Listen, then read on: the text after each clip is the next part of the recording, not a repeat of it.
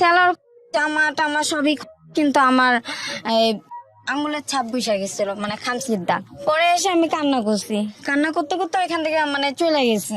চলে যাওয়ার পর আশেপাশে যে লোকগুলাই ছিল, যে বয়স্ক টাইপের লোক, তারা আমাকে বললো তুমি কান্না করো কেন। তা আমি তো আর বলতে পারতাছি না যে আমার সাথে এই কাজটা হয়েছে। নীলা। নীলার বয়স কত? 28। 28। শুরু করেন একেবারে ছোটবেলা থেকে, যেখান থেকে বলার আছে। আমার মার যখন বিয়ে হয়, বিয়ে হওয়ার পরে যখন বাপের বাড়িতে চলে যায়, মানে আমার বাবার বাড়িতে, তখন আমি আমার মায়ের 7 মাসের পেটে, যেটা আমার নানুর কাছ থেকে আমার শোনা। রাইট। তো আমার নানুর বাড়িতে আমি জন্ম হই। আমার বাপটা তো একটু মানে জুয়ারির নেশা ছিল, তো আমার মাকে ঠিক মতন দেখতো না, মানে খাওন দিত না। একটা বাচ্চা পেটে নিয়ে একটা মহিলা যদি না খেতে পারে তার কতটা কষ্ট হয় সেটা উনি নিজেই জানে। তো আমার নানুর বাড়িতে চলে যায়। চলে যাওয়ার পরে আমার নানুর বাড়িতে আমি মানে দুনিয়াতে আসি। আমার বাবা অনেক দিন পর, যখন আমার বয়স 3 মাস পরে, তখন আমার বাবা একটু সুজি আর এক সেট গেঞ্জি স্যুট নিয়ে আসে আমার জন্য। আচ্ছা। পরে আমার মা আমাকে নিয়ে লুকায় চলে যায় যে আমার মেয়ে নিয়ে যাবে। তো আমার মামুদের আশা ছিল যদি আমি ছেলে হইতাম, মানে এটা তাদের কথা, যদি আমি ছেলে হইতাম তাহলে হয়তো আমি কোনো রোজগার করতাম। মেয়ে তো বিয়ে শাদী দেওয়া লাগবে, টাকা পয়সার বড় অ্যামাউন্টের ব্যাপার। তো আমাকে 7 মাসে করে আমার বাবার বাড়িতে দিয়ে আসে। তখন আমার বাবা অন্য জায়গায় বিয়ে করে। ওই সৎ মার যে মা ছিলেন মানে আমার নানুই হয় হিসাবে। তো আমার নানুরা, ওই আমার দাদি, এরা সবাই মিললে মানে ভিক্ষা করতো আর কি, আমাকে নিয়ে ভিক্ষা করাতো। তো একসময় আমার খালার বাড়িতে মানে ভিক্ষা করতে করতে মানে আমার খালার বাড়িতে চলে যাই। আমার খালায় আমার দেখা কান্দা দেয় যে তোর এই অবস্থা কেন। পরে আমার খালা কারোর কাছে কিছু বলে না, মান সম্মানের ভয়। পরে এসে আমার খালা আমার ভাত খাওয়াইছে। ভাত টাত খাওয়ানোর পরে আমার খালা জিজ্ঞেস করছে যে এই ব্যাপারে তোর মা জানে? আমি কই না, মা জানে না, মা শুধু বাবার কাছেই দিয়ে দিছে। তারপরে আমার খালার কাছ থেকে নিয়ে গেছে। নিয়ে যাওয়ার পরে খালা বলছে যে ঠিক আছে আমি তোর বাবার সাথে কথা বলবো। পরে বাবার সাথে মনে হয় না যে আর বলা হয়েছে। তো আবার আমি ঘুরা ঘুরা খালার কাছে চলে গেছি। আমার এই খালা আর আমার নানু খুব আদর করতো। তো আমার খালার কাছে যখন আমি চলে যাই, তখন আমার সৎ মা কেমন একটা ব্যবহার করতো আমার সাথে, মানে ওনার মেয়েই না আমি, যতচ ওনার রক্তের না, ওনার পেটের না, তো আমাকে তো আর গ্রাহ্য করবে না। আর ওনাদের তো সন্তান আছে, আমার যে বোনগুলাই ওরা আছে, তো আমি ওদের সাথে খুব মিশুক হতাম, খুব মিশুক, কিন্তু আমাকে দেখতে পারতো না। কেমন একটা ব্যবহার করতো আমার সাথে। অসহায়ের মতন বসে থাকতাম, ছোট তো খুবই, অসহায়ের মতন বসে থাকতাম, মানে ঠিক মতন খাইতে পারতাম না, একটা জামা পরতে পারতাম না, মানুষের বাসায় জামা কাপড় পরতাম। বাবা একবেলা রিক্সা চালালে আরেকবেলা ঠিক মতন কাম কাজে যাইতো না। জুয়ারির টেবের নেশা, উনি জুয়া খেলতে খেলতে, আমার বড় মা তখন বাচ্চা ছিল, বড় মা যে কিছু জায়গা ছিল, দাদুর যে জায়গা ছিল, ওগুলা বিক্রি করে দিত একটু একটু করে। তো এমন করতে করতে আমি খালার বাড়িতে যখন চলে যাই, খালা আমাকে রেখে দেয়। রেখে দেওয়ার পরে আমার খালা একজনের বাসায় কাজে দেয়। তো আমার তো ছোট মন, মানে পড়ালেখার দিকে অতটা ছিল না, কেউ গার্ডিয়ান করতো না। গার্ডিয়ানের যে মায়ের যে ভালোবাসা, একটা বাবার যে ভালোবাসা, ওই ভালোবাসাটা আমি পাইতাম না। ওইখান থেকে আমাকে মানুষের বাসায় কাজে দিয়ে দেয়। আমার খালা মানুষের বাসায় কাজে দিয়ে দেয়। তো ওইখান থেকে আমি মানে চলে আসি, ভালো লাগে না, চলে আসি, আবার বাবার বাড়িতে যাই। বাবার বাড়ির থেকে আমাকে দারোগার বাসায় কাজে দেয়। আমাদের যে এলাকার যে একটা দারোগা বলে, ওনার বাসায় কাজে দেয়। ওনার বাসার থেকে আমাকে সায়দাবাদ যে বাসায়, ওইখানে কাজে দেয়, ওনার মেয়ের বাসায়। তো আমি ছোটকালে মিঠাই খুব পছন্দ আমার, ওই মিঠাই আমি খাইতে গেছিলাম। তো ওনার স্বামীর কাছে বিচার দিছে যে আমি এটা মিঠাই খেয়েছে। তো ওনার স্বামী আমাকে খুব ধমকি দিছে, ভয় টয় দেখাইছে যে তুমি মিঠাই খেয়েছো কেন। আমি কি, আমার খেতে মন চাইছে, আমি খাইছি। তো আমার তো ওই মুহূর্তে আমার ওটা কাজ করে না যে আমার এটা খাওয়াটা ঠিক হবে না, আমি তো খুব ছোট, আমাকে কেউ ছিল না দেখার মতন। পরে এসে আমাকে বলে যে তুই বাসা থেকে বাইরে যাবি। আমি ছোট, আমি কোথায় যাব, ঢাকা শহর চিনি না, জানি না কোথায় যাবি। তো আমি এটা বুঝতে পারতাম না যে হয়তো উনি আমাকে মনের থেকে বলে নাই। তো আমাকে মরিচ আনতে দিছে, ওই জিনিসটাই আমার মাথায় কাজ করতেছে যে উনি তো আমাকে বাসা থেকে বাইরে যেতে বলছে, তাহলে আমি চলে যাই। তো কমলাপুর গিয়ে বৈশা রয়েছি। তো কমলাপুর গিয়ে বৈশা রয়েছি, আমার খুব ক্ষুধা লাগছে, কি খামো, মানুষের এখানে চায়া খাইতাছি, যে আমার একটু রুটি দেন। তো একটু রুটির বদলে সে আমাকে বলছে যে চল আমার বাসায় যাবি। এই অপরিচিত লোক? হ্যাঁ। তা আমি বলছি যে কেন আপনার বাসায় যাব, চিনি না। কয়, চল তোকে রুটি দিব, ভাত দিব, সাথে জামাও দিব, তুই কি ছিঁড়া একটা জামা পরে রইছিস। তখন বয়স কত আপনার? আমার বয়স তখন 8। পরে বাসায় যখন ডাকছে, তো আমি বলছি যে না আমি যাব না, মানে ওইটা আমার একটু মাথায় কাজ করতো যে ওনার সাথে আমার গেলে আমি জানি না কি হবে। তো উনি আমাকে খুব আদর করে, মানে ভালোবাসা দিয়ে আমাকে একটা কোক কিনা দিছে। কোকটার মুখটা আবার উনি খুলছে। তো উনি আমাকে যখন বাসায় নিয়ে গেছে, বাসায় নেওয়ার পরে আমাকে খাওয়াইছে, কোকটা খাওয়াইছে। কিন্তু কোকটা কিন্তু অচেতন একটা কোক ছিল। ও আচ্ছা। অচেতন একটা কোক ছিল। আমি ঘুমায় গেছি। হ্যাঁ। ঘুমায় গেছি। তারপরে আমার সাথে যেটা ঘটলো আর কি, ঘুম ভাঙার পরে আমি দেখি যে আমার জামাটা প্যান্ট আমার, আপনি কি তখন বাসায় ছিলেন? হ্যাঁ, ওই লোকটার বাসায়। তখন আমি মানে ওই মনের ভিতরে একটা ভয় কাজ করলো, একটু বুঝি। হ্যাঁ। আমি বললাম যে আমার জামা, কিন্তু লোকটা ঘরে নাই। লোকটা ঘরে নাই? আচ্ছা। লোকটা ঘরে নাই, লোকটা গেট খুলে চলে গেছে। হ্যাঁ। সেটা কি তার বাসা ছিল না তার গেস্টের বাসা সেটা আমি জানি না। উনি আমাকে বাসায় নিল। হ্যাঁ। তো আমার স্যালার জামা টামা সবই, কিন্তু আমার আঙুলের ছাপ বসে গেছিল, মানে খামচির দাগ। পরে এসে আমি কান্না করছি, কান্না করতে করতে এখান থেকে মানে চলে গেছি। চলে যাওয়ার পর আশেপাশে যে লোকগুলাই ছিল, যে বয়স্ক টাইপের লোক, তারা আমাকে বললো তুমি কান্না করো কেন। তা আমি তো আর বলতে পারতাছি না যে আমার সাথে এই কাজটা হয়েছে। হ্যাঁ। এই কাজটা হয়েছে। তারপরে আমি আর কোথায় যাব, ওই রাস্তায় ভবঘরের মতন, রাস্তায় ভবঘর জীবনটা আমার। হ্যাঁ। তো আমি রাস্তায় থাকি, রাস্তায় খাই, রাস্তায় ঘুমাই, সবকিছু এভরিদিন আমার রাস্তায়। তো যখনই ক্ষুধা লাগতো, কারো কাছে কিছু চাইলে ওই অফারটাই আমাকে করতো। আমার তো বাঁচতে হবে, আমার তো বাঁচতে হবে। তো এক পুলিশ আমাকে বলছিল যে তুই অনেক ছোট, পুলিশটা অনেক ভালো ছিল। কয় তুই তো অনেক ছোট, রাস্তায় থাকিস, কোন ছেলে না কোন ছেলে তোকে নিয়ে যাবে, চল আমার বাসায়। সে আমাকে গাজীপুর নিয়ে যায়। গাজীপুর নেওয়ার পরে থানার থেকে উনি গাজীপুর নিয়ে যায়, মানে নাম টাম লিখে থানার থেকে গাজীপুর নিয়ে যায়। কিন্তু আমি বুঝতে পারি নাই ওনার ছেলেটা খুবই ছোট, 5 বছরের একটা বাচ্চা। ওই বাচ্চাটা আমার সাথে সাথে বাসা থেকে বাইরে হয়ে গেছে। তো ওদের পরিচিত এক সাইকেলের দোকানে আমি ওকে রেখে দিছি, কিন্তু ওর বাবা মনে করছে ওকে আমি পাচার করতে নিয়ে যাচ্ছি। তারপরে ওই আমি একটা টেম্পো স্ট্যান্ডে আমি কথা বলছি যে আপনি কি পুলিশের লোক, তাহলে আমাকে একটু থানায় দিয়ে আসেন, কারণ আমি রাস্তা হারাই ফেলাইছি। আর ওনার নামটা আমার মনে নেই, রমনা থানা বললে সবাই চিনবে। তা ফট করে দেখি ওনার ওই ছেলের বাবা আমার হাত ধরছে, হাত ধরে বাসায় নিয়ে গেছে, নিয়ে আমাকে ইচ্ছা মতন মারছে। ইচ্ছা মতন মারছে আর বলছে যে তুই আমার ছেলেকে পাচার করে দিবি, তুই শিশু পাচার। আমি একটা বাচ্চা, আমি আর একটা বাচ্চাকে কিভাবে পাচার করব। কিন্তু যে লোকটার সাথে আমি কথা বলছি, ওই লোকটা যদি না থাকতো ওই মধ্যে কোর্ট কাচারিতে, তাহলে হয়তো আমার লাইফ শেষ হয়ে যেত। আমি আর কখনো মানে কারোর কথা ভাবতাম না।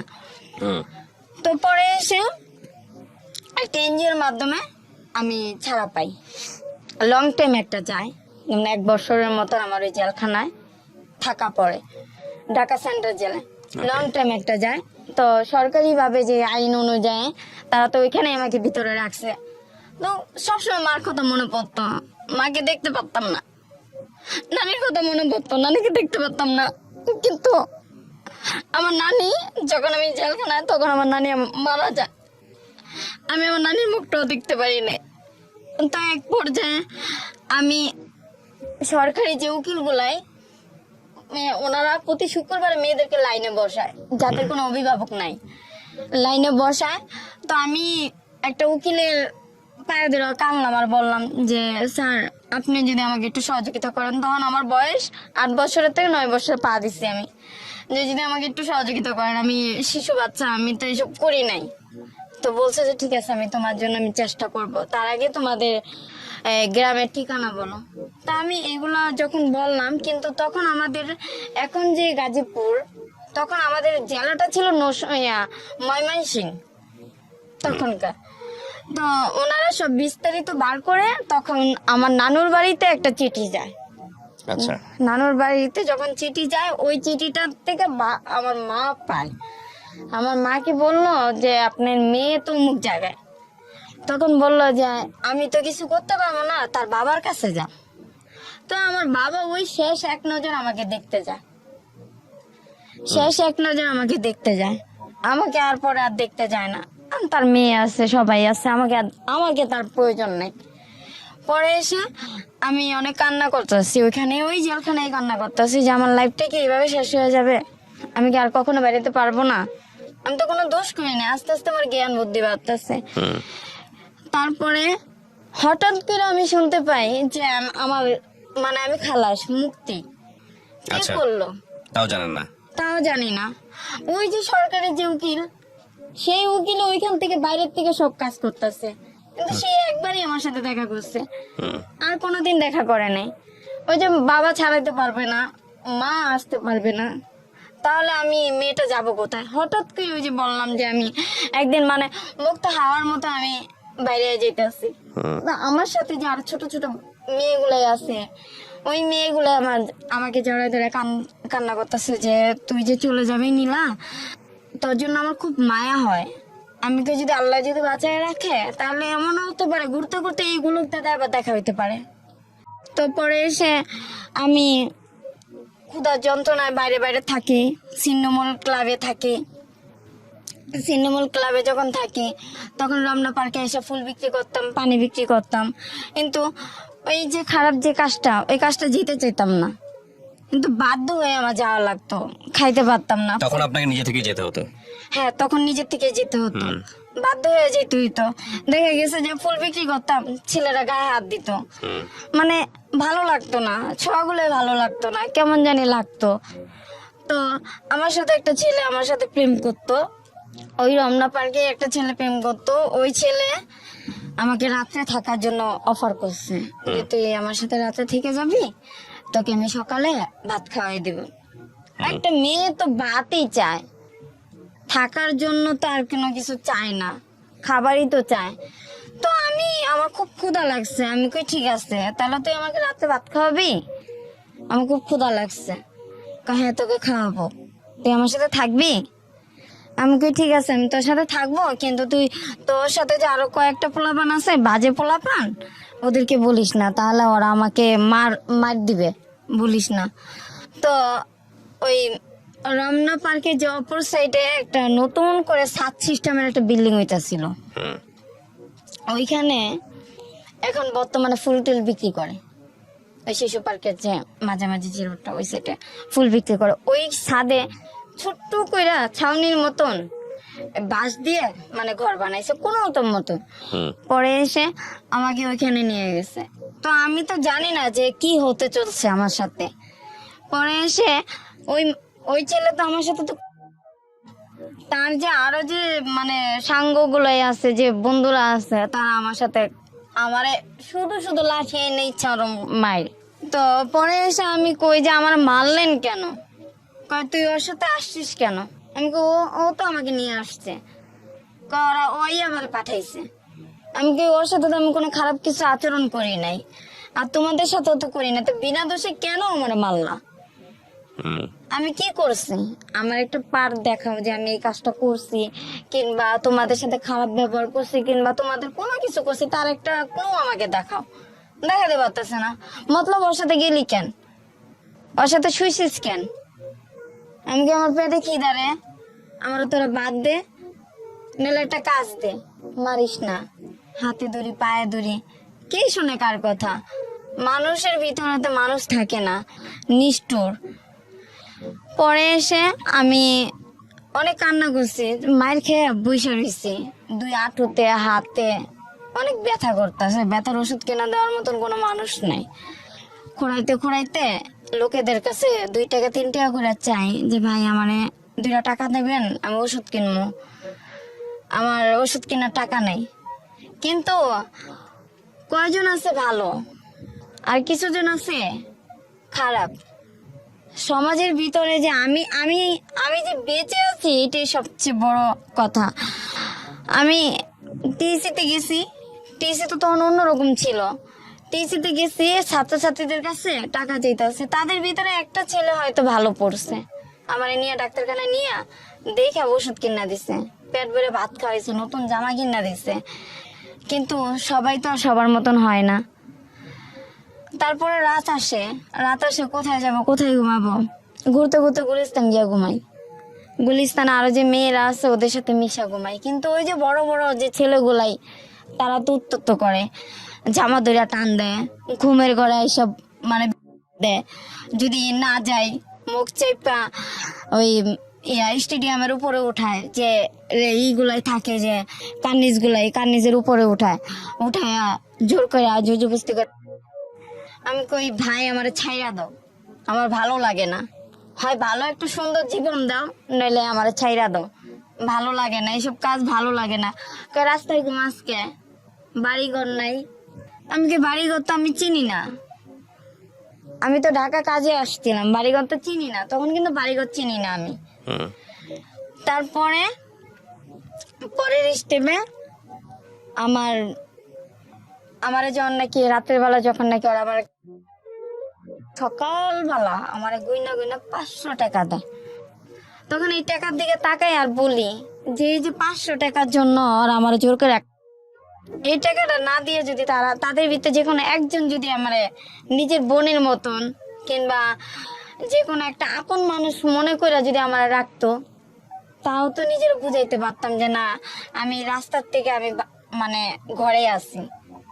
আর আমার বাবা তো ওই যে জেলখানা দেখে আসছে আমাকে, আমি তো গ্রামের বাড়ি ঠিক মতন চিনি না। তারপরে ঘটনা এই যে আমাকে যে 500 টাকা দিল, 500 টাকা দেওয়ার পরে আমি বলি যে আমার মাকে খুব দেখতে ইচ্ছা করে, মাকে দেখতে যাব, দেখি বাস কোথায় পাই। গুলিস্তান দাঁড়াই, গুলিস্তানে আমাদের এলাকার নাম ধরে ডাকতেছে।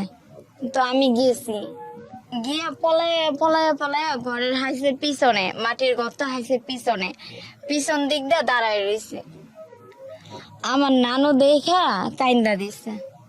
এটা হলো আমার নানু, হলো যে প্রতিবেশী যে নানু, ওই নানু দেখা কাইন্দা দিছে আর বলে যে তোর তো নানু নাই, নানু তো মারা গেছে। তখনও আমি কিন্তু খুব ভয় পাইতাম যে মামা যদি থাকে তাহলে হয়তো আমাকে মার দিবে। পরে এসে আমি বলি যে নানুর কবরটা কোথায় দেওয়া হয়েছে, আমাকে একটু দেখাবা? কই চল দেখাই। ওর পিছনে নানুর কবর। আমি কই যে নানু আমার বুকে আগলায় রাখছে, যে নানু আমার মার বিয়ে হওয়ার পরে নানু আমার সবসময় কাছে রাখছে, সেই নানু এই দুনিয়ার থেকে নাই, তাহলে তো এইখানে আমার আশা হবে না। মা আছে, মা পরের সংসারে, মা তো আর আমাকে দেখবে না, মা তো আর আমাকে কাছে ডাক দিবে না, আগের মতন ভালোবাসবে না, কারণ ওনার এখন এক ছেলে এক মেয়ে, আগের মতন করে আমাকে বলবে না যে আয় ভাত খেয়ে যা। তারপরে আমি বাড়ির থেকে চলে আসি, মনে একটা বড় আঘাত পাইছি। বাবার সাথে একবার গিয়ে দেখা করছি, ওইখান থেকে যাওয়ার পথে বাবার সাথে দেখা করছি। বাবারে বললাম যে বাবা, আমি যদি তোমার মেয়ে হয়ে থাকি তাহলে আমার জন্য একটু কিছু হইলেও তুমি রাখো, যেন আমি শেষ বয়সে যেন আমি এখানে এসে থাকতে পারি। আমার বাবা বলে যে তুই আমাকে 5,000 টাকা দে, আমি তোর নামে জায়গা রেজিস্ট্রি করে দে। আমি কি বাবা, ওই টাকা আমার কাছে দেওয়ার মতো সামর্থ্য নাই, আমার কাছে নাই বাবা, আমি দিতে পারবো না। সৎ ভাই বোন গুলো আমার দেখতে পারে না। লাস্ট মানুষ বলে যে তুই এইখানে এসে কি করবি, এখানে তো তোর দেখতেই পারে না, তোরা আরো খারাপ বলে। আমি জানি না যে তুই ঢাকা কি করিস, কিন্তু আমরা জানি গ্রামে তুই ভালো, গ্রামে তো তুই একদম ফ্রেশ, কিন্তু তোর তো সমস্যা করে তোর সৎ ভাই বোন গুলাই, ওরা তো তোকে দেখতে পারে না। মনে হয় যে যে বাবার যে সম্পত্তি গুলো আছে ওদের প্রতি তুই মানে আকর্ষণ করিস, ক্রাশ করিস, এই জন্য আমি বলি যে না, আমার এইদিকে কোনো আকর্ষণ নাই। যদি বাবা নিজের মনের থেকে না দেয় আমার কোনো দাবি নাই, কিন্তু আমার বাবা ওই দুনিয়াতে তো যাবে, আমি একটা এতিম, না পেয়েছি মায়ের আদর, না পেয়েছি বাবার আদর। আমি তো একটা এতিম, বাবা তো একটা এতিম মেয়ে মনে করে আমার জন্য একটু জায়গা রাখতে পারে। তারপরে ওইখান থেকে আমার আস্তে আস্তে আস্তে আস্তে আমি আমার জেল জগৎ, রাস্তায় তো ঘুমাই, কখনো পুলিশে ধরে নিয়ে যায়, কখনো পুলিশে মারে, এমনি সেমনি করতে করতে আমার 2015-তে আমি আসি লাস্ট ফিনিশিং। 2015 থেকে আমি আবার জেলখানার থেকে আসি। যথেষ্ট আমরা খারাপ মেয়ে, আমরা রাস্তায় থাকি, মানে সমাজে, মানে আমাদের জন্য সমাজের সমস্যা হয়ে যায়।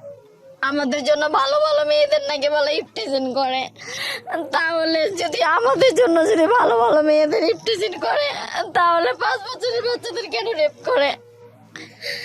আমরা তো ইচ্ছা করে রাস্তায় নামি নাই, পেটের দায়ে পেটের ক্ষুধায় রাস্তায় নামছি। কেউ তার আমাদের ভালোবাসে নাই, নিজের মনে করে। তারপরে যখন জেলখানার থেকে 2015-তে ভাইয়াই একটা ছেলের সাথে আমার রিলেশন হয়, এই জগৎ থেকে, এই খারাপ জগতের থেকে সম্পর্ক হয়। আমাকে বিয়ে করে, বিয়ে করার পরে আমার বিয়ের 1 বছর ঘুরতে পারে নাই, ও আরেকটা মেয়ের সাথে রিলেশনে জড়ায় গেছে। আমি ওর হাতে ধরছি, পায়ে ধরছি যে ভাই আমার তুই ডাইল ভাত খাওয়ায় ঘরে রাখ, আমি এই কাজে যাব না, এই কাজে আমার ভালো লাগে না, এই কাজটা আমার কাছে একটা নরকের মতন লাগে, আমি যাবো না, তুই আমার ডাইল ভাত খাওয়া, আমি ঘরে থাকি, আমি নামাজের চূড়া জানি না, তুই আমারে শিখাবি, আমি শিখতে চাই, তুই আমার স্বামী তো, তুই আমারে শিখাবি।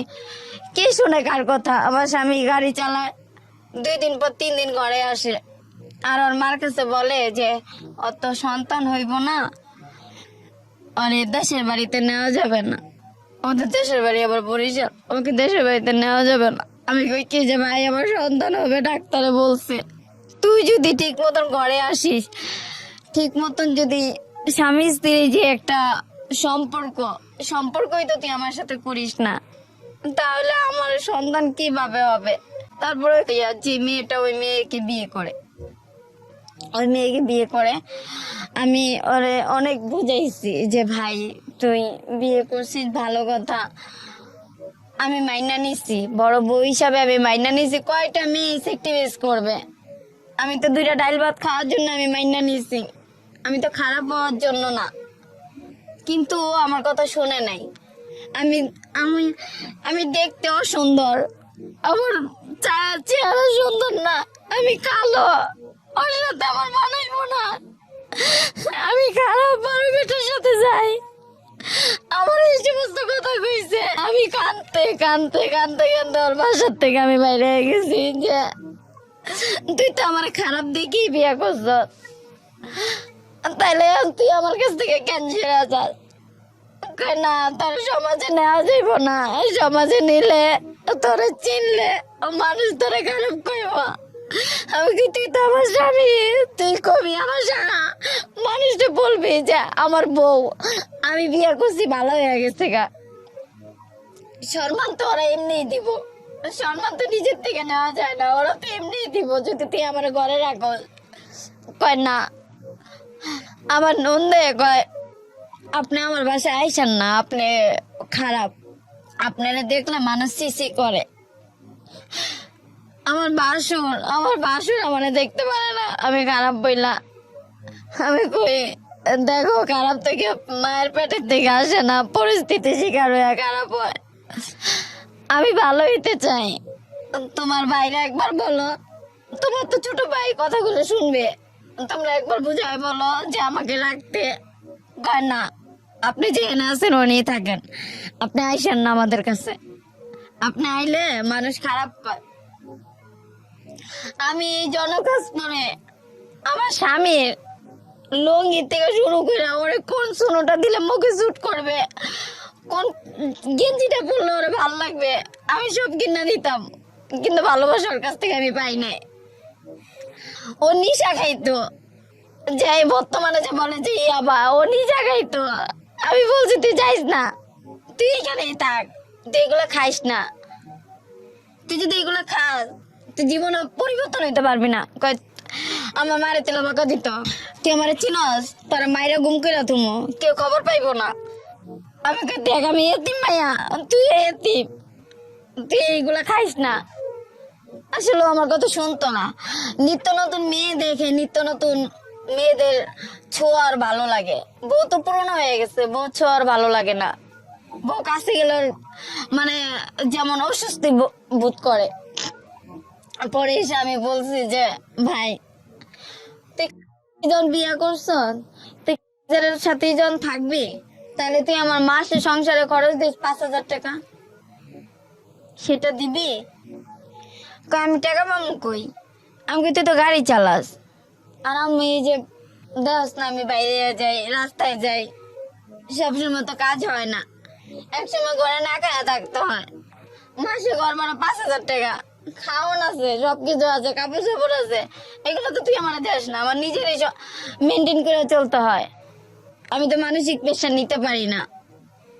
ওর জন্য আমি একবার ফাঁসি দিতে গেছি, একবার আমার বুকে আগুন দিতে গেছি। ওই বাঁচাইছে, কিন্তু ওই বাঁচাইছে আবার ওই আমার কাছ থেকে সরে গেছে।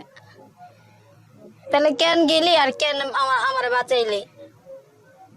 তুই যদি নাই যাইতে, তাহলে তো আমি নিয়ত করছিলাম যে দুইজনের স্বামী স্ত্রী মিল্লা কিছু টাকা জোগায়া ব্যাংকের থেকে যে পিক আপ গাড়িগুলো আছে, ও তো গাড়ি চালাইতে পারে, একটা গাড়ি কিনা দেবো, আমার নামেই থাকবো, ও আস্তে আস্তে মাসে মাসে কিস্তি দিয়ে দিবে, শোধ করে দিবে।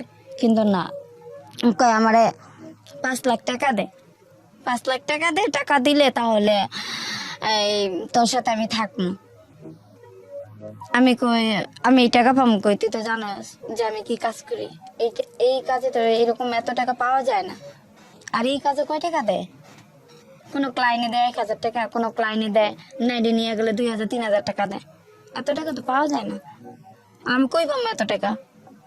আর আমি তো আর 5 জনের মতন ওইরকম খারাপ হইতে পারবো না যে একজনের নিঃস্ব কইরা শেষ কইরা আমি নিয়ে এসে পাবো, তাহলে তো আমার জেল হইব, ফাঁসি হইব। আমি তো এগুলো পারবো না। না পারলে নাই, তোর কাছে আমি থাকবো না। তারপরে দিয়ে আমি বাইরে চলে যাবো দেখে আমি পাসপোর্ট করছি। বাইরে চলে যাবো দেখে পাসপোর্ট করছি। 2017-তে আমি যাইতে পারি নাই, কারণ আমার বিহার মেয়াদটা আসছে একদিন, আমি যাইতে পারি নাই। পরে আবার নতুন করে আবার পাসপোর্ট আর ভিসা এগুলো সব ঠিকঠাক করছে। ঠিকঠাক করার পরে অন্য অফিসের থেকে আমি গেছি সৌদি 2018-তে। তখন আমার মা বোন সবাই ঢাকা থাকে। তখন আমার মা বোন জানতো না যে আমি এই কাজ করি। ওদের সাথে বসে একবার গিয়ে আমি দেখা করতাম, নাহলে মাসে একবার গিয়ে দেখা করতাম। এত লম্বা হিস্টোরি, সবকিছু মেমোরিতে থাকে না, যেগুলো মনে আছে আমি সেগুলোই বলতেছি। তারপরে আমার মা বোন আমি নিয়ে আসছি। এখানে আবার একটা ঘটনা ঘটছে যে আমার ছোট ভাই আবার একটা কাজ করছে।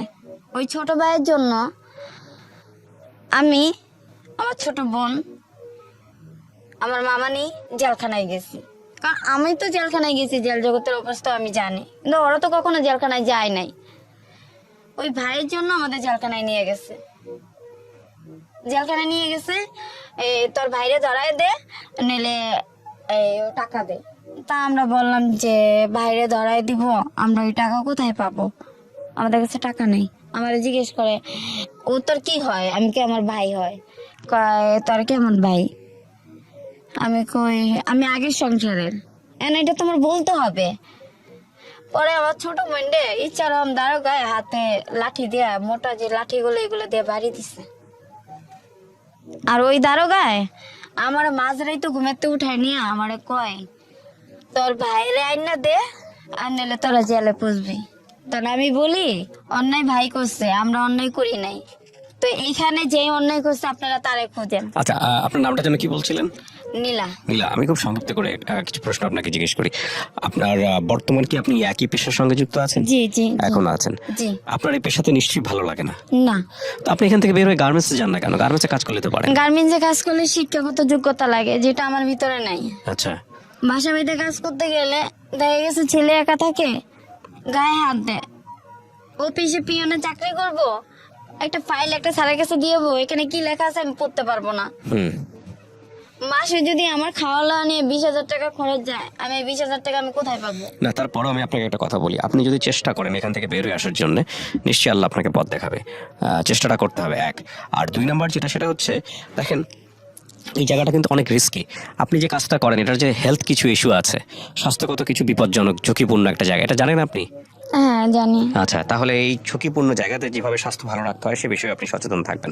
দেখেন, আপনার এই গল্পটা এটা আমি ভিজুয়ালি পোর্ট্রে করতে চেয়েছিলাম। আপনার যদি মনে না থাকে, আপনি আমার অফিসে গিয়েছিলেন, পরবর্তীতে আমার কাছে মনে হয়েছে না, আপনার ফেস দেখালে আপনার সামাজিকতায় ক্ষতি হবে, সেই জায়গা থেকে আমি রেডিওতে নিয়ে এসেছি গল্পটা।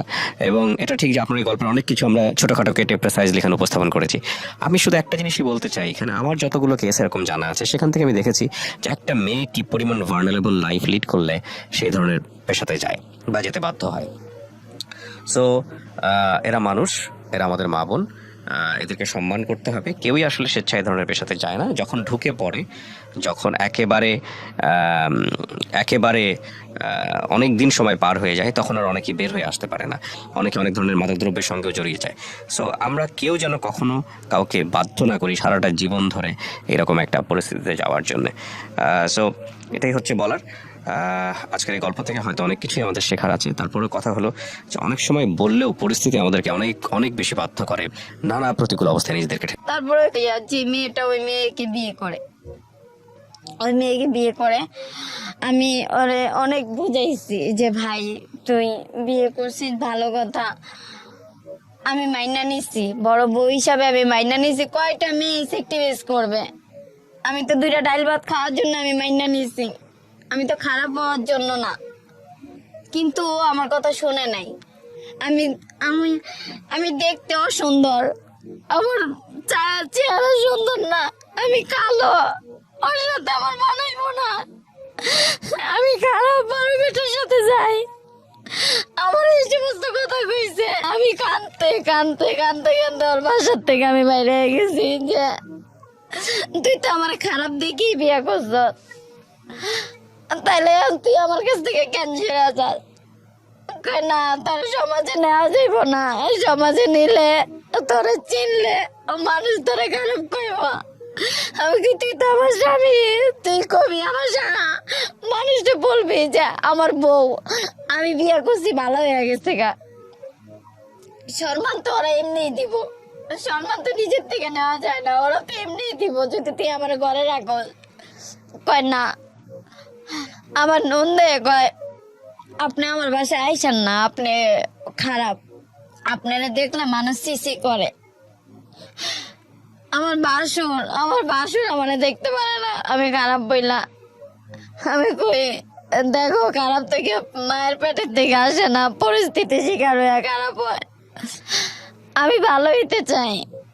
তোমার ভাইরা একবার বলো, তোমার তো ছোট ভাই কথাগুলো শুনবে, তোমরা একবার বুঝাই বলো যে আমাকে রাখতে। কয় না, আপনি যেখানে আছেন ওখানেই থাকেন, আপনি আইসেন না আমাদের কাছে, আপনি আইলে মানুষ খারাপ পায়। আমি জনকাজ করে আমার স্বামীর লঙ্গি থেকে শুরু করে ওরে কোন সোনোটা দিলে মুখে শুট করবে, কোন গেঞ্জিটা পরলে ওরে ভালো লাগবে, আমি সব কিনা দিতাম, কিন্তু ভালোবাসার কাছ থেকে আমি পাই নাই। ও নিশা খাইতো, যে বর্তমানে যে বলে যে ইয়াবা, ও নিশা খাইতো। আমি বলছি তুই যাইস না, তুই এখানেই থাক, তুই এগুলো খাইস না, তুই যদি এগুলো খাস তুই জীবনে পরিবর্তন হইতে পারবি না। কয় আমার মারে তেল বাঁকা দিত, তুই আমার চিনস, তোর মায়েরা গুম করে তুমি কেউ খবর পাইবো না। আমি দেখ আমি এতিম মাইয়া, তুই এতিম, তুই এইগুলা খাইস না। আসলে আমার কথা শুনতো না। নিত্য নতুন মেয়ে দেখে, নিত্য নতুন মেয়েদের ছোঁয়ার ভালো লাগে। বউ তো পুরনো হয়ে গেছে, বউ ছোঁয়ার ভালো লাগে না। বউ কাছে গেলে মানে যেমন অস্বস্তি বোধ করে।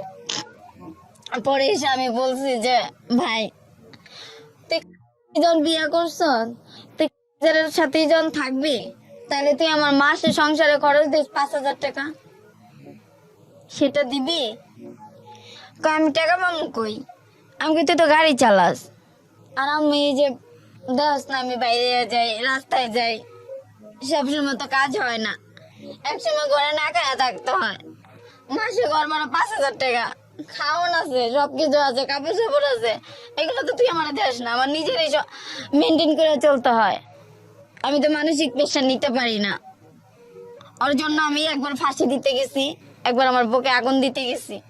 ওই বাঁচাইছে, কিন্তু ওই বাঁচাইছে আবার ওই আমার কাছ থেকে সরে গেছে। তাহলে কেন গেলি আর কেন আমার বাঁচাইলি? তুই যদি নাই যাইতে তাহলে তো আমি নিয়ত করছিলাম যে দুইজনের স্বামী স্ত্রী মিল্লা কিছু টাকা জোগায়া ব্যাংকের থেকে যে পিক আপ গাড়িগুলো আছে, ও তো গাড়ি চালাইতে পারে, একটা গাড়ি কিনা দেবো, আমার নামেই থাকবো, ও আস্তে আস্তে মাসে মাসে কিস্তি দিয়ে দিবে, শোধ করে দিবে। কিন্তু না, কয় আমারে 5 লাখ টাকা দে, 5 লাখ টাকা দে, টাকা দিলে তাহলে এই তোর সাথে আমি থাকবো। আমি কই আমি এই টাকা পাবো কই? তুই তো জানাস যে আমি কি কাজ করি, এই কাজে তো এরকম এত টাকা পাওয়া যায় না। আর এই কাজে কয় টাকা দেয়? কোনো ক্লায়েন্টে দেয় 1000 টাকা, কোনো ক্লায়েন্টে দেয় নাইডে নিয়ে গেলে 2000-3000 টাকা দেয়। এত টাকা তো পাওয়া যায় না। আমি কই পাবো এত টাকা? আর আমি তো আর 5 জনের মতন ওই রকম খারাপ হইতে পারবো না যে একজনের নিঃস্ব কইরা শেষ কইরা আমি নিয়ে এসে পাবো। তাহলে তো আমার জেল হইব, ফাঁসি হইব। আমি তো এগুলো পারবো না। না পারলে নাই, তোর কাছে আমি থাকবো না। তারপরে দিয়ে আমি বাইরে চলে যাবো দেখে আমি পাসপোর্ট করছি। বাইরে চলে যাবো দেখে পাসপোর্ট করছি। 2017-তে আমি যাইতে পারি নাই, কারণ আমার বিহার মেয়াদটা আছে একদিন। আমি যাইতে পারি নাই। পরে আবার নতুন করে আবার পাসপোর্ট আর ভিসা এগুলো সব ঠিকঠাক করছে। ঠিকঠাক করার পরে অন্য অফিসের থেকে আমি গেছি সৌদি 2018-তে। তখন আমার মা বোন সবাই ঢাকা থাকে। তখন আমার মা বোন জানতো না যে আমি এই কাজ করি। ওদের সাথে বছরে একবার গিয়ে আমি দেখা করতাম, নাহলে মাসে একবার গিয়ে দেখা করতাম। এত লম্বা হিস্টোরি, সবকিছু মেমোরিতে থাকে না। যেগুলো মনে আছে আমি সেগুলোই বলতেছি। তারপরে আমার মা বোন আমি নিয়ে আসছি। এখানে আবার একটা ঘটনা ঘটছে যে আমার ছোট ভাই আবার একটা কাজ করছে। ওই ছোট ভাইয়ের জন্য আমি, আমার ছোট বোন, আমার মামানি জেলখানায় গেছি। কারণ আমি তো জেলখানায় গেছি, জেল জগতের অবস্থা আমি জানি, কিন্তু ওরা তো কখনো জেলখানায় যায় নাই। ওই ভাইয়ের জন্য আমাদের জেলখানায় নিয়ে গেছে। তোর ভাইরে ধরায় দে, নিলে টাকা দে। তা আমরা বললাম যে ভাইরে ধরায় দিব, আমরা ওই টাকা কোথায় পাবো? আমাদের কাছে টাকা নেই। আমার জিজ্ঞেস করে, ও তোর কি হয়? আমি কি আমার ভাই হয়? কয় তোর কেমন ভাই? আমি কই আমি আগের সংসারের। এটা তোমার বলতে হবে। পরে আমার ছোট বোনডে ইচ্ছারম দারোগায় হাতে লাঠি দিয়া, মোটা যে লাঠিগুলো এগুলো দিয়ে বাড়ি দিছে। আর ওই দারোগায় আমার মাঝরাই তো ঘুমেতে উঠায় নিয়ে আমারে কয়, তোর ভাইরে আইনা দে, আর নিলে তোরা জেলে পুষবি। তখন আমি বলি, অন্যায় ভাই করছে, আমরা অন্যায় করি নাই। তো এইখানে যে অন্যায় করছে আপনারা তারে খোঁজেন। আচ্ছা, আপনার নামটা যেন কি বলছিলেন? নীলা। নীলা, আমি খুব সংক্ষিপ্ত করে কিছু প্রশ্ন আপনাকে জিজ্ঞেস করি। আপনার বর্তমান কি আপনি একই পেশার সঙ্গে যুক্ত আছেন? জি জি এখন আছেন। জি। আপনার এই পেশাতে নিশ্চয়ই ভালো লাগে না? না। তো আপনি এখান থেকে বের হয়ে গার্মেন্টসে যান না কেন? গার্মেন্টসে কাজ করলে তো পারেন। গার্মেন্টসে কাজ করলে শিক্ষাগত যোগ্যতা লাগে, যেটা আমার ভিতরে নাই। আচ্ছা, বাসা বাড়িতে কাজ করতে গেলে দেখা গেছে ছেলে একা থাকে, গায়ে হাত দেয়। অফিসে পিয়নে চাকরি করব, একটা ফাইল একটা স্যারের কাছে দিয়ে যাবো, এখানে কি লেখা আছে আমি পড়তে পারবো না। মাসে যদি আমার খাওয়া দাওয়া নিয়ে 20,000 টাকা খরচ যায়, আমি 20,000 টাকা আমি কোথায় পাবো? না, তারপরও আমি আপনাকে একটা কথা বলি, আপনি যদি চেষ্টা করেন এখান থেকে বের হয়ে আসার জন্য, নিশ্চয়ই আল্লাহ আপনাকে পথ দেখাবে। চেষ্টাটা করতে হবে, এক। আর 2 নাম্বার সেটা হচ্ছে, দেখেন এই জায়গাটা কিন্তু অনেক রিস্কি। আপনি যে কাজটা করেন এটার যে হেলথ কিছু ইস্যু আছে, স্বাস্থ্যগত কিছু বিপজ্জনক ঝুঁকিপূর্ণ একটা জায়গা, এটা জানেন আপনি? হ্যাঁ জানি। আচ্ছা, তাহলে এই ঝুঁকিপূর্ণ জায়গাতে যেভাবে স্বাস্থ্য ভালো রাখতে হয় সে বিষয়ে আপনি সচেতন থাকবেন। দেখেন, আপনার এই গল্পটা এটা আমি ভিজুয়ালি পোর্ট্রে করতে চেয়েছিলাম। আপনার যদি মনে না থাকে, আপনি আমার অফিসে গিয়েছিলেন, পরবর্তীতে আমার কাছে মনে হয়েছে আপনার ফেস দেখালে আপনার সামাজিকতায় ক্ষতি হবে, সেই জায়গা থেকে আমি রেডিওতে নিয়ে এসেছি গল্পটা। এবং এটা ঠিক যে আপনার এই গল্পের অনেক কিছু আমরা ছোটোখাটো কেটে প্রেসাইজ লিখানো উপস্থাপন করেছি। আমি শুধু একটা জিনিসই বলতে চাই, এখানে আমার যতগুলো কেস এরকম জানা আছে সেখান থেকে আমি দেখেছি যে একটা মেয়ে কি পরিমাণ ভার্নারেবল লাইফ লিড করলে সেই ধরনের পেশাতে যায় বা যেতে বাধ্য হয়। সো এরা মানুষ, এরা আমাদের মা বোন, এদেরকে সম্মান করতে হবে। কেউই আসলে স্বেচ্ছায় এই ধরনের পেশাতে যায় না। যখন ঢুকে পড়ে, যখন একেবারে একেবারে অনেক দিন সময় পার হয়ে যায়, তখন আর অনেকেই বের হয়ে আসতে পারে না। অনেকে অনেক ধরনের মাদকদ্রব্যের সঙ্গেও জড়িয়ে যায়। সো আমরা কেউ যেন কখনো কাউকে বাধ্য না করি সারাটা জীবন ধরে এরকম একটা পরিস্থিতিতে যাওয়ার জন্যে। সো এটাই হচ্ছে বলার। আজকের এই গল্প থেকে হয়তো অনেক কিছুই আমাদের শেখার আছে। তারপরে কথা হলো যে অনেক সময় বললেও পরিস্থিতি আমাদেরকে অনেক অনেক বেশি বাধ্য করে নানা প্রতিকূল অবস্থায় নিজেদেরকে ঠেলে দেওয়ার জন্য। সো আল্লাহ আমাদেরকে সেভ করুক, এই প্রত্যাশায় শেষ করছি। আজকের মতো অনেক ভালো থাকুন। আসসালামু আলাইকুম। তো পরে এসে আমি ক্ষুধার যন্ত্রণায় বাইরে বাইরে থাকি, ছিন্নমূল ক্লাবে থাকি। ছিন্নমূল ক্লাবে যখন থাকি তখন রমনা পার্কে এসে ফুল বিক্রি করতাম, পানি বিক্রি করতাম। কিন্তু ওই যে খারাপ যে কাজটা, ওই কাজটা যেতে চাইতাম না, কিন্তু বাধ্য হয়ে আমার যাওয়া লাগতো, খাইতে পারতাম না। তখন আপনাকে নিজে থেকে যেতে হতো? হ্যাঁ, তখন নিজের থেকে যেতে হতো, বাধ্য হয়ে যেতে হইতো। দেখা গেছে যে ফুল বিক্রি করতাম, ছেলেরা গায়ে হাত দিত, মানে ভালো লাগতো না, ছোঁয়াগুলোই ভালো লাগতো না, কেমন জানি লাগতো। তো আমার সাথে একটা ছেলে আমার সাথে প্রেম করতো, ওই রমনা পার্কে একটা ছেলে প্রেম করতো। ওই ছেলে আমাকে রাত্রে থাকার জন্য অফার করছে যে তুই আমার সাথে রাতে থেকে যাবি, তোকে আমি সকালে ভাত খাওয়াই দেব। একটা মেয়ে তো ভাতই চায়, থাকার জন্য তো আর কোনো কিছু চায় না, খাবারই তো চায়। তো আমার খুব ক্ষুধা লাগছে, আমি কই ঠিক আছে, তাহলে তুই আমাকে রাতে ভাত খাওয়াবি, আমার খুব ক্ষুধা লাগছে। হ্যাঁ তোকে খাওয়াবো, তুই আমার সাথে থাকবি? আমি কই ঠিক আছে, আমি তোর সাথে থাকবো, কিন্তু তুই তোর সাথে যে আরো কয়েকটা পোলাপান আছে, বাজে পোলাপান, ওদেরকে বলিস না, তাহলে ওরা আমাকে মার দিবে, বলিস না। তো ওই রমনা পার্কের যে অপর সাইডে একটা নতুন করে সাত সিস্টেমের একটা বিল্ডিং হইতাছিল, ওইখানে এখন বর্তমানে ফুল টুল বিক্রি করে। ওই শিশু পার্কের যে মাঝামাঝি যে রোডটা, ওই সাইডে ফুল বিক্রি করে। ওই ছাদে ছোট্ট কইরা ছাউনির মতন বাঁশ দিয়ে মানে ঘর বানাইছে কোনো মতো। পরে এসে আমাকে ওইখানে নিয়ে গেছে। তো আমি তো জানি না যে কি হতে চলছে আমার সাথে। পরে এসে ওই ওই ছেলে তো আমার সাথে তো, তার যে আরো যে মানে সাঙ্গ গুলাই আছে, যে বন্ধুরা আছে, তারা আমার সাথে আমারে শুধু শুধু লাঠি এনে ইচ্ছা মায়ের। তো পরে এসে আমি কই যে আমার মারলেন কেন? কয় তুই ওর সাথে আসছিস কেন? আমি কই ও তো আমাকে নিয়ে আসছে, ওরা ওই আমার পাঠাইছে। আমি কই ওর সাথে তো আমি কোনো খারাপ কিছু আচরণ করি নাই, আর তোমাদের সাথেও তো করি না, তো বিনা দোষে কেন আমার মারলা? আমি কি করছি? আমার একটা পার্ট দেখাও যে আমি এই কাজটা করছি, কিংবা তোমাদের সাথে খারাপ ব্যবহার করছি, কিংবা তোমাদের কোনো কিছু করছি, তার একটা ক্লু আমাকে দেখাও। দেখাতে পারতেছে না। মতলব ওর সাথে গেলি কেন? ওর সাথে শুইছিস কেন? আমি কি আমার পেটে খিদারে? আমার তোরা বাদ দে, নাহলে একটা কাজ দে, মারিস না। হাতে ধরি, পায়ে ধরি, কে শুনে কার কথা? মানুষের ভিতরে তো মানুষ থাকে না, নিষ্ঠুর। পরে এসে আমি অনেক কান্না করছি, মায়ের খেয়ে বসে রয়েছি, দুই হাঁটুতে হাতে অনেক ব্যথা করতেছে, ব্যথার ওষুধ কেনা দেওয়ার মতন কোনো মানুষ নাই। খোঁড়াইতে খোঁড়াইতে লোকেদের কাছে 2 টাকা 3 টাকা করে চাই যে ভাই আমারে 2 টাকা দেবেন, আমি ওষুধ কিনবো। আমার ওষুধ কেনার টাকা নেই। কিন্তু কয়জন আছে ভালো, আর কিছুজন আছে খারাপ। সমাজের ভিতরে যে আমি আমি আমি যে বেঁচে আছি, এটাই সবচেয়ে বড় কথা। আমি টিসিতে গেছি, টিসি তো তখন অন্যরকম ছিল। টিসিতে গেছি, ছাত্রছাত্রীদের কাছে টাকা চাইতেছে, তাদের ভিতরে একটা ছেলে হয়তো ভালো পড়ছে, আমার নিয়ে ডাক্তারখানায় নিয়ে দেখে ওষুধ কিনা দিছে, পেট ভরে ভাত খাওয়াইছে, নতুন জামা কিনা দিছে। কিন্তু সবাই তো আর সবার মতন হয় না। তারপরে রাত আসে, কোথায় যাব, কোথায় ঘুমাবো? ঘুরতে ঘুরতে গুলিস্তান গিয়া ঘুমাই। গুলিস্তান আরো যে মেয়েরা আছে ওদের সাথে মিশা ঘুমাই। কিন্তু ওই যে বড় বড় যে ছেলেগুলাই, তারা তো উত্তপ্ত করে, জামা দইরা টান দেয়, ঘুমের ঘরে এইসব মানে দেয়। যদি না যাই, মুখ চেপা ওই স্টেডিয়ামের উপরে উঠায়, যে এইগুলাই থাকে, যে কার্নিজের উপরে উঠায় জোর করে জবরদস্তি করে। আমি কই ভাই আমার ছাইরা দাও, আমার ভালো লাগে না, হয় ভালো একটু সুন্দর জীবন দাও, নইলে আমার ছাইরা দাও, ভালো লাগে না, এইসব কাজ ভালো লাগে না। কয় রাস্তায় ঘুমাস কে, বাড়িঘর নাই। আমি কি বাড়িঘর তো আমি চিনি না, আমি তো ঢাকা কাজে আসছিলাম, বাড়িঘর তো চিনি না, তখন কিন্তু বাড়িঘর চিনি না আমি। হুম।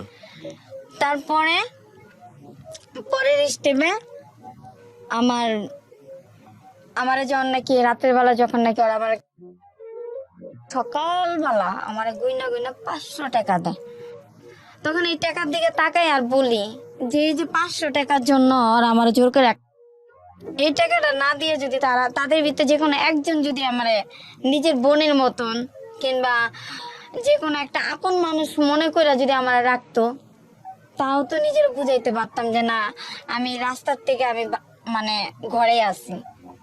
আর আমার বাবা তো ওই যে জেলখানায় দেখে আসছে আমাকে, আমি তো গ্রামের বাড়ি ঠিক মতন চিনি না। তারপরের ঘটনা এই যে আমাকে যে 500 টাকা দিল, 500 টাকা দেওয়ার পরে আমি বলি যে আমার মাকে খুব দেখতে ইচ্ছা করে, মাকে দেখতে যাব। দেখি বাস কোথায় পাই, গুলিস্তান দাঁড়াই, গুলিস্তানে আমাদের এলাকার নাম ধরে ডাকতেছে। তো আমি গিয়েছি, গিয়ে পলায়া পলায়া পলায়া ঘরের হাইসের পিছনে, মাটির গর্ত হাইসের পিছনে পিছন দিক দিয়ে দাঁড়ায় রয়েছে। আমার নানু দেখা কাইন্দা দিছে। এটা হলো আমার নানু, হলো যে প্রতিবেশী যে নানু, ওই নানু দেখা কাইন্দা দিছে আর বলে যে তোর তো নানু নাই, নানু তো মারা গেছে। তখনও আমি কিন্তু খুব ভয় পাইতাম যে মামা যদি থাকে তাহলে হয়তো আমাকে মার দিবে। পরে এসে আমি বলি যে নানুর কবরটা কোথায় দেওয়া হয়েছে, আমাকে একটু দেখাবা? কই চল দেখাই। ওরে পিছনে নানুর কবর। আমি কই যেই নানু আমার বুকে আগলায় রাখছে, যেই নানু আমার মার বিয়ে হওয়ার পরে নানু আমার সবসময় কাছে রাখছে, সেই নানু এই দুনিয়ার থেকে নাই, তাহলে তো এইখানে আমার আশা হবে না। মা আছে, মা পরের সংসারে, মা তো আর আমাকে দেখবে না, মা তো আর আমাকে কাছে ডাক দিবে না, আগের মতন ভালোবাসবে না, কারণ ওনার এখন এক ছেলে এক মেয়ে, আগের মতন করে আমাকে বলবে না যে আয় ভাত খেয়ে যা। তারপরে আমি বাড়ির থেকে চলে আসি, মনে একটা বড় আঘাত পাইছি। বাবার সাথে একবার গিয়ে দেখা করছি, ওইখান থেকে যাওয়ার পথে বাবার সাথে দেখা করছি। বাবারে বললাম যে বাবা, আমি যদি তোমার মেয়ে হয়ে থাকি তাহলে আমার জন্য একটু কিছু হইলেও তুমি রাখো, যেন আমি শেষ বয়সে যেন আমি এখানে এসে থাকতে পারি। আমার বাবা বলে যে তুই আমাকে 5,000 টাকা দে, আমি তোর নামে জায়গা রেজিস্ট্রি করে দে। আমি কি বাবা, ওই টাকা আমার কাছে দেওয়ার মতো সামর্থ্য নাই, আমার কাছে নাই বাবা, আমি দিতে পারবো না। সৎ ভাই বোন গুলো আমার দেখতে পারে না। লাস্ট মানুষ বলে যে তুই এইখানে এসে কি করবি, এখানে তো তোর দেখতেই পারে না, তোর আরো খারাপ বলে। আমি জানি না যে তুই ঢাকা কি করিস, কিন্তু আমরা জানি গ্রামে তুই ভালো, গ্রামে তো তুই একদম ফ্রেশ, কিন্তু তোর তো সমস্যা করে তোর সৎ ভাই বোন গুলোই, ওরা তো তোকে দেখতে পারে না। মনে হয় যে যে বাবার যে সম্পত্তি গুলো আছে ওদের প্রতি তুই মানে আকর্ষণ করিস, ক্রাশ করিস, এই জন্য আমি বলি যে না, আমার এইদিকে কোনো আকর্ষণ নাই। যদি বাবা নিজের মনের থেকে না দেয় আমার কোনো দাবি নাই, কিন্তু আমার বাবা ওই দুনিয়াতে তো যাবে। আমি একটা এতিম, না পেয়েছি মায়ের আদর, না পেয়েছি বাবার আদর, আমি তো একটা এতিম। বাবা তো একটা এতিম মেয়ে মনে করে আমার জন্য একটু জায়গা রাখতে পারে। তারপরে ওইখান থেকে আমার আস্তে আস্তে আস্তে আস্তে আমি আমার জেল জগৎ, রাস্তায় তো ঘুমাই, কখনো পুলিশে ধরে নিয়ে যায়, কখনো পুলিশে মারে, এমনি সেমনি করতে করতে আমার 2015-তে আমি আসি লাস্ট ফিনিশিং। 2015 থেকে আমি আবার জেলখানার থেকে আসি। যথেষ্ট আমরা খারাপ মেয়ে, আমরা রাস্তায় থাকি, মানে সমাজের মানে আমাদের জন্য সমাজের সমস্যা হয়ে যায়। আমাদের জন্য ভালো ভালো মেয়েদের নাকি বলে ইফটিজিং করে, তাহলে যদি আমাদের জন্য যদি ভালো ভালো মেয়েদের ইফটিজিং করে, তাহলে 5 বছরের বাচ্চাদের কেন রেপ করে? আমরা তো ইচ্ছা করে রাস্তায় নামি নাই, পেটের দায়ে পেটের ক্ষুধায় রাস্তায় নামছি, কেউ তার আমাদের ভালোবাসে নাই, নিজের মনে করে। তারপরে যখন জেলখানার থেকে 2015-তে ভাইয়াই একটা ছেলের সাথে আমার রিলেশন হয়, এই জগৎ থেকে, এই খারাপ জগতের থেকে সম্পর্ক হয়। আমাকে বিয়ে করার পরে আমার বিয়ের একটা বছর ঘুরতে পারে নাই, ও আরেকটা মেয়ের সাথে রিলেশনে জড়ায় গেছে। আমি ওর হাতে ধরছি, পায়ে ধরছি যে ভাই আমার তুই ডাইল ভাত খাওয়ায় ঘরে রাখ, আমি এই কাজে যাব না, এই কাজ আমার ভালো লাগে না, এই কাজটা আমার কাছে একটা নরকের মতন লাগে, আমি যাবো না, তুই আমার ডাল ভাত খাওয়া, আমি ঘরে থাকি, আমি নামাজের চূড়া জানি না, তুই আমারে শিখাবি, আমি শিখতে চাই, তুই আমার স্বামী তো, তুই আমারে শিখাবি। কে শুনে কার কথা? আমার স্বামী গাড়ি চালায়, 2 দিন পর 3 দিন ঘরে আসে, আর ওর মার কাছে বলে যে অত সন্তান হইব না, আর দেশের বাড়িতে নেওয়া যাবে না, ওদের দেশের বাড়ি আবার বরিশাল, ওকে দেশের বাড়িতে নেওয়া যাবে না। আমি কই কি যে ভাই আমার সন্তান হবে, ডাক্তারে বলছে তুই যদি ঠিক মতন ঘরে আসিস, ঠিক মতন যদি স্বামী স্ত্রী যে একটা সম্পর্কই তো তুই আমার সাথে করিস না, তাহলে আমার সন্তান কিভাবে হবে?